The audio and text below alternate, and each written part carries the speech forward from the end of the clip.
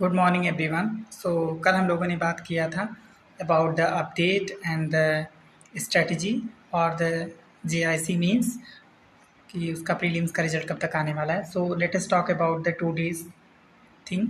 और उससे पहले एक चीज़ और, that is the gentle reminder कि if you are in between the age of 25 और 26 या फिर 28, तो इस फेज़ के अंदर अगर आप अर्निंग फेज में नहीं है, मतलब फाइनेंशियली इंडिपेंडेंट नहीं है, तो there is lot of criticism going on और बहुत सारी आलोचनाएं होंगी। आपके पोटेंशियल पे डाउट क्रिएट किया जाएगा, आपके सेल्फ स्टीम पे डाउट क्रिएट किया जाएगा। सो आई वुड हाईली सजेस्ट कि ignore just ignore these things, क्योंकि ये सब डिसाइडिंग फैक्टर बन जाएगा और आपके एग्ज़ाम में एक बड़ा हर्डल क्रिएट हो जाएगा उसको क्रैक करने में। तो इन सब चीज़ों को अवॉइड करें। So let us talk about the topic. So जैसा कि मैंने बताया था कि I am here for the biology guidance के लिए, तो मेरा यही पर्सपेक्टिव रहेगा कि पहले तो आप लोग जो सिलेबस है उसको देख लीजिए। 11th एंड 12th का पूरा टोटल सिलेबस है और उसमें भी आप लोग क्या करें कि जो पुराना पेपर पैटर्न है ना, उसके आधार पे मत तैयारी करें, है ना।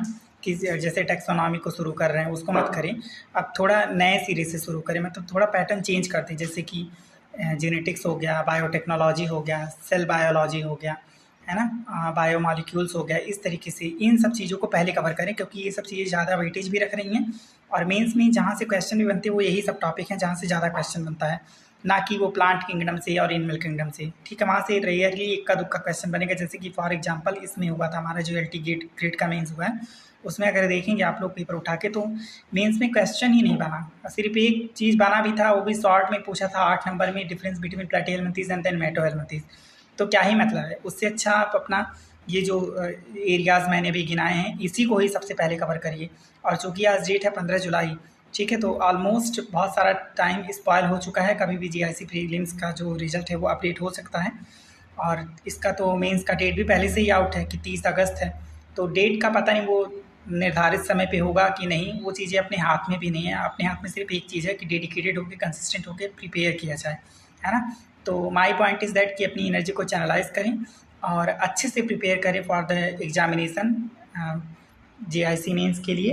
And one more thing I would highly suggest over here कि अपनी स्लीप साइकिल के साथ और अपनी पर्सनल लाइफ के साथ कोई भी खिलवाड़ ना करें। There will be a balance between these two, क्योंकि अगर आप मेंटली स्ट्रांग रहेंगे तो ही आपका एग्ज़ाम क्लियर होगा। अदरवाइज अदरवाइज फिर वही बात है कि आप कितना भी प्रिपेयर कर लीजिए, एक लूप होल रहेगा, एक ब्लैक बॉडी रेडिएशन आपके अंदर क्रिएट रहेगी जो आपकी सारी एनर्जी को डिप डाउन करती चली जाएगी और आपको पता ही नहीं चलेगा कि what is happening with me, और आप उस विशेष साइकिल्स या फिर लूप होल से बाहर ही निकल पाएंगे। सो आई वुड हाईली सजेस्ट कि वर्क ऑन दीज थिंग, अपने दिए को चैनलाइज करें, सिर्फ साइकिल को बैलेंस करें, स्ट्रेस को मेंटेन करें, मैनेज करें, क्योंकि स्ट्रेस तो कम होने से नहीं रहा अनटिल और अनलेस आप बाउंड्री के उस पार जाएं, मतलब कि सेलेक्ट हो जाएं। तो ये सारी चीज़ों का ध्यान रखें। यही सब ऐसे पैरामीटर्स होते हैं जो आपको एग्ज़ाम को क्रैक करने के लिए हेल्पफुल होते हैं।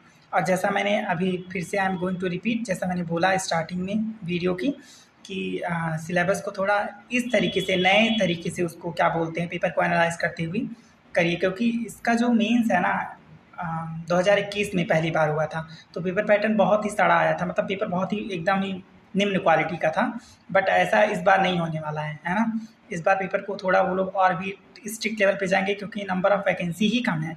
उस बार तो नंबर ऑफ़ वैकेंसी भी ज़्यादा था। तो बहुत सारी चीज़ें हैं जो आपको ध्यान में रखना पड़ेगा।